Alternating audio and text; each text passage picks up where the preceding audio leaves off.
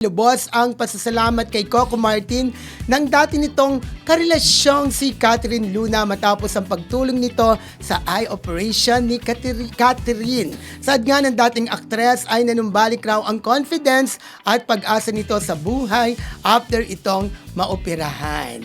Mildred. Sa interview ito ni vlog ni Julius Babaw. Actually, pangalawang interview na ito sa kanya kay Catherine Luna na alam naman natin na ito yung kasabayan talaga ni Coco Martin nung nagsisimula pa lamang sila sa showbiz.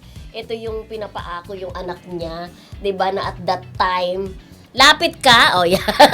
At that time ay kinokontra ng mga ibang malalapit kay Coco na hindi naman sa kanya yan Bakit pinapaako yung anak, hindi naman kay Coco. Pero napakabait nga lang daw ni Coco, sabi ni Catherine, na na kumbaga ay hindi tinake against sa kanya yon. So pina-DNA test nila, 'di ba? Pina-DNA test at napatunayan na hindi naman niya anak. Actually, no interview na yun ni Catherine, katabi niya si Nicole. Yun yung supposedly na sinasabi ni Catherine na na anak nila ni Coco. Pero yun nga. Oo, parang random guy lang pala yung nabuntis lang pala din talaga siya. Pero yun nga, di ba, nagkapatawaran. Tapos ngayon, tinutulungan. Actually, si Nicole naging part pa rin ngayon kasi hindi ako nakanonood ng serye ni Coco. Si Nicole? Para tinulungan niya. Tinulungan niya. Sabi nga na talagang gusto niya ipasok si Catherine doon sa show niya. Kaya lang hindi pa pwede dahil nga may problema sa mata. At iyak daw ng iyak si Catherine Luna kasi sa matagal na panahon talaga, talagang yung mata niya hindi makakita, di ba?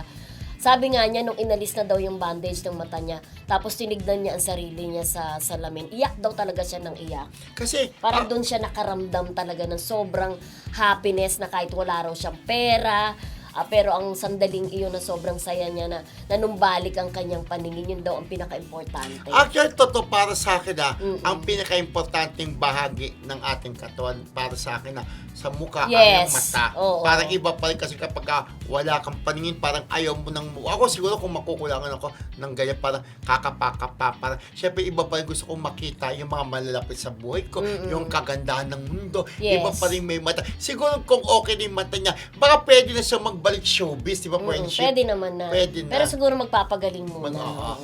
Tapos tutulungan kung naipasok ni Coco yung anak ni Nicole.